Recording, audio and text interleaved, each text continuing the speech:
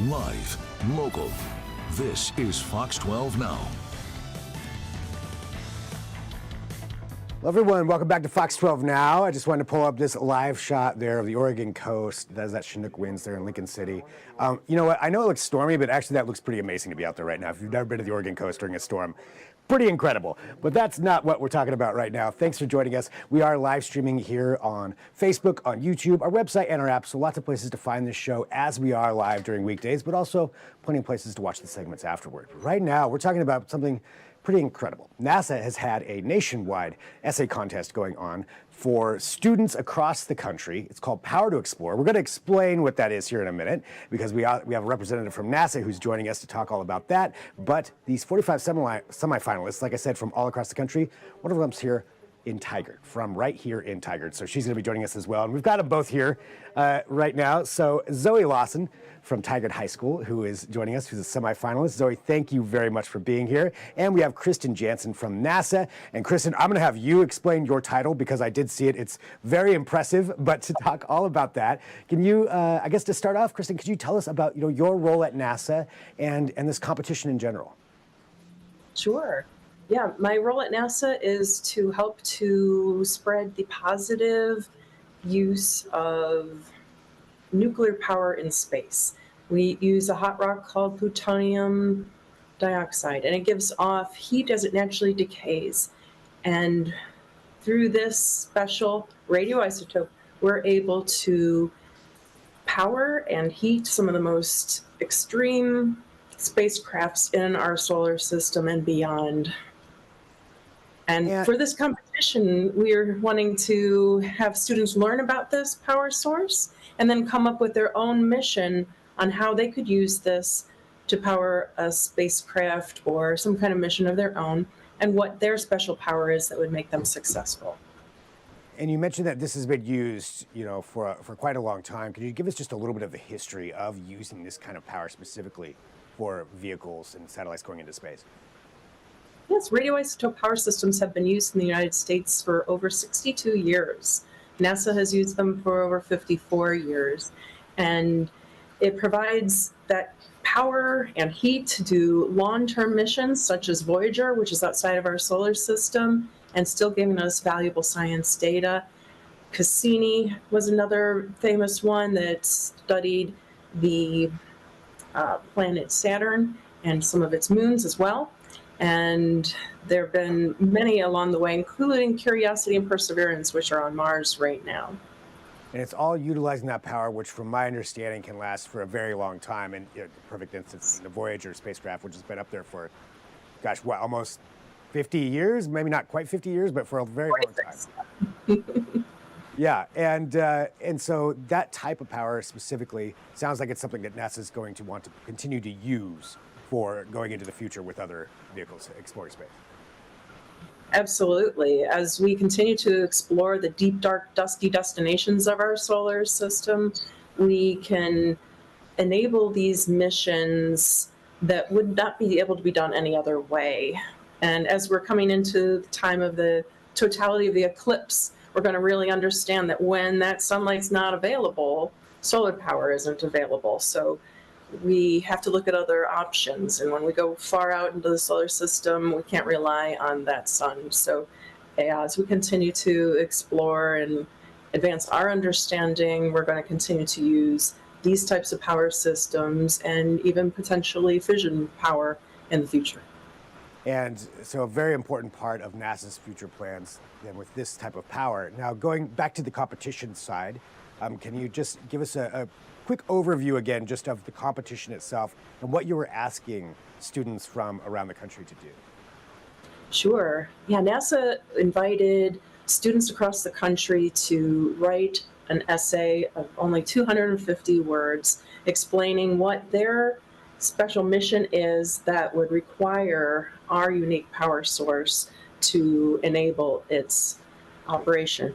And then in addition to that, we would like to understand what their special power is that would make them successful in this mission or in life. And so that's a lot to fit into 250 words. I feel like to explain all that. So Zoie, let's talk to you. And congratulations, number one, on being a semifinalist. But can you tell me, just to start off, what had you interested in this competition to begin with? What had me interested in this competition to begin with is that I really like writing. I love writing, and I love space and learning about space, and the sort of possibilities that it opens up. And this sort of was like the marrying of those two things of space and writing. And I heard about it, and it was just a really exciting opportunity, it sounded like. And I thought I should go for it. Well, you mentioned that you're a fan of space in addition to writing, so that is a good competition or combination for this particular competition. But I guess, tell us about your project and what it was that you wanted to focus on with your essay, as far as what your goal was with an isotope-powered project. My essay and the mission that I wrote about was a hypothetical mission to Ganymede, which is a moon of Jupiter, and it involved sending a probe down to Ganymede to explore the oceans beneath its like icy surface. And what particularly interested me in that was, I heard somebody say once that we know less about the bottom of the ocean than we do about space. And I thought, well, what about an ocean in space? Mm-hmm. Adding that and combo. like how much, yeah, again, how could we learn more about that? And so with the different, I imagine you can pick up whatever destination you wanted for this. So you've got, I know a lot of study, there's a layer that's going to go to Europa, or at least something to explore Europa. You've got Titan. What was it about Ganymede in particular that stuck out to you, that you wanted to go there? I think the thing that struck me about Ganymede was the fact that it has an ocean, or it's speculated to have an ocean, and it has ice made of water. And I know that other moons and other places have ice, but the ice isn't made out of it's not made out of water, like the water that we have on Earth. And I thought it's just really interesting how the water that's present on Ganymede is the same water that we have on Earth. And I thought that maybe learning more about that and what that could possibly entail was really interesting to me. Just like the similarities between... Sorry. Yeah. Sorry. Oh, no, that's okay. I think that the fact that like the water that's present there is the same water that we have here, and even though that we're all that distance apart, that we have that similarity. Maybe that's kind of what made me pick Ganymede, is I thought that was really cool to think about. Yeah, I mean, as you mentioned, it's an ocean in space. So, yeah, very, very interesting right there. Now, is this something that you've studied in school, or is this something that you've done more as like an extracurricular activity? Like learning about space. Mm-hmm. Yeah, it's always been more of an extracurricular activity, because even though I really wanted to learn more about space in school, it hasn't been something, like there have been like units, there have been like individual units at some years, but most years we don't really get to learn anything about space, and that's always been kind of a bummer. But there's thankfully so many opportunities like this to learn about space outside of school, and I'm really grateful for things like this that provide us with that opportunity. So you submitted your essay, and just like thousands of other students from across the country, but what was it like when you received that notification that you were one of these 45 semi-finalists? It was so exciting. Honestly, probably one of the best days of my life, hands down. It's one of the most exciting things. I was not expecting it, but it was really exciting. I was so happy. I mean, that's incredible. I feel like, Go ahead. Oh, sorry. I feel like writing has always been something that was like really important to me, and so to have like this sort of success related to that, it meant a lot. Well, and Kristin, for you, what went into even picking the 45 semifinalists? And then I would love to talk a little bit more too about what's next in the competition. Yeah, well, that's one of the hardest parts of my job, is to narrow down all of these entries. We had over 1,700 entries, and they were all just incredible in their own way. Some super creative, others are very technical and excellent, and trying to even those out. And we have different age levels. So for this competition, we've got a K through 4, a 5 through 8, and 9 through 12 cohorts that are competing. So you sometimes have a vastly different age group that are competing against each other. For one to stand out is truly remarkable, and I want to congratulate you, Zoe, because that's really an impressive feat to get this far. Thank you so much. Best of luck going forward. We have 2 more chances of down select, and it's going to get harder and harder for me and my colleagues to try to pick out which ones are going to go on to our finalist list on April 8th. We're going to reveal those winners, and those students will get to have more of an intimate meeting with our scientists and engineers, where they can continue to ask questions and get real-time feedback from them, either on their mission or anything that comes to their mind, honestly. And then on April 17th, we have to do the hard narrow down to the top 3 winners for the whole national competition. And then those 3 winners are going to be invited back to the Glenn Research Center in Cleveland, Ohio, and come on tour with us and get to see the facilities, meet some engineers, some scientists, and spend another day at the Great Lakes Science Center, where our visitor center is. And that is one of the things we look forward to the most during the year, but narrowing it down is definitely the hardest part. Yeah, I don't envy that part. That's got to be tough. But I mean, that's a pretty great grand prize there for whoever does end up winning this. That's amazing. Kristin, how important do you think it is for NASA to have these kinds of competitions for students across the country, for, just furthering our space program in general in the future? These kinds of competitions are crucial in getting the next generation of explorers thinking about science and STEM careers in general, space, how to solve some of the problems that we currently face, because they're going to be the ones to hopefully solve them and take our place. And being a catalyst for that kind of growth is part of our mission. We want to inspire and encourage so that all people can see themselves in space one way or another. And it doesn't have to be all astronauts. We have many supporting roles, including my own, that never actually go to space, but definitely support the mission. And they are the Artemis generation. We're looking forward to them coming and working with us someday.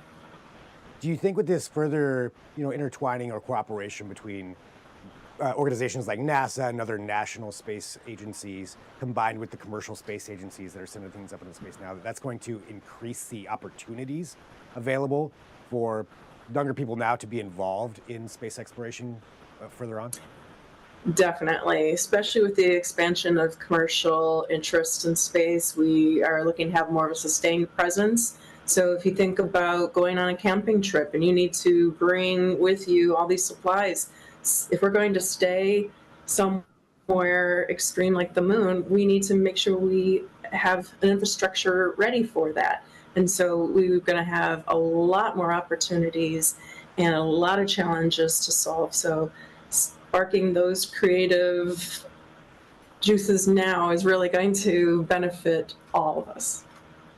Zoe, for you, I mean, is this something that you would want to pursue as a career, or even maybe potentially go into space later on in life? 1,000,000%. I think that that is definitely something that I'm looking at in terms of college and career pathways right now, is things that involve space exploration and discovery. I think to get to go into like that field and to get to do that as a career, that would be a dream come true. And I hope to do that someday.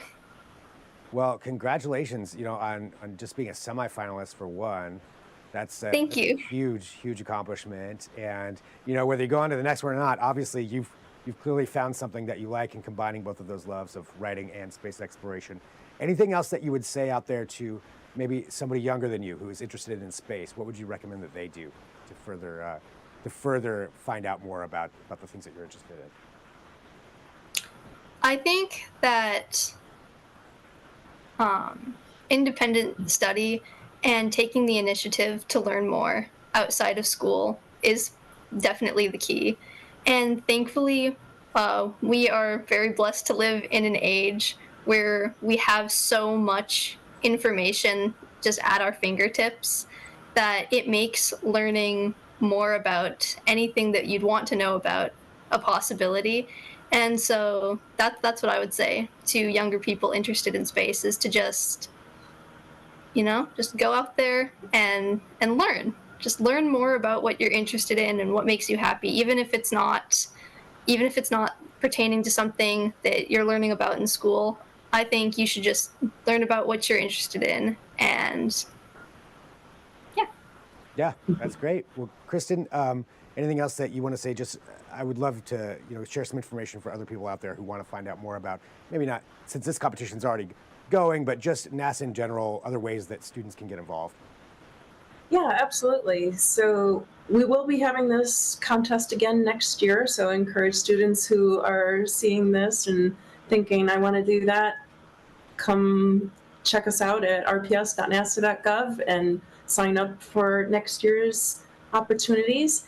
And we also have many opportunities such as internships for the older students at intern.nasa.gov, and then other science curricula that you could take part in, like Zoe said, on your own, just to continue to learn. And that would be under nasa.gov/STEM. So definitely check it out. We have many opportunities for challenges like this throughout the year. And we always have something that you can get involved with, including citizen science for this upcoming solar eclipse as well. Fantastic. Well, Kristin and Zoe, thank you both very much for joining me here today. Like I said, congratulations, Zoe, on the semi-finalist. Kristin, I don't envy your job to pick up the finalists, but that's part of it too. So thank you to both of you for being here today. I appreciate you being here on Fox 12 Now. Thank you for having us. Thank you for having us. You bet. And for everybody watching too, again, we are live streaming here. We live stream every weekday, starting at 1 p.m. Pacific. We cover a broad range of topics, including amazing stories like this.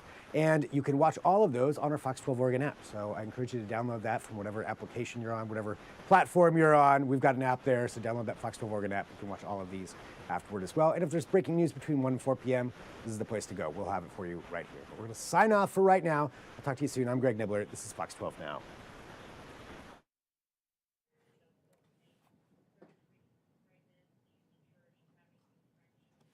And we're off. Thank you, both of you. That was awesome. Thank you so much. Thank you. Yeah, great. And I'll forward over a link to this as well.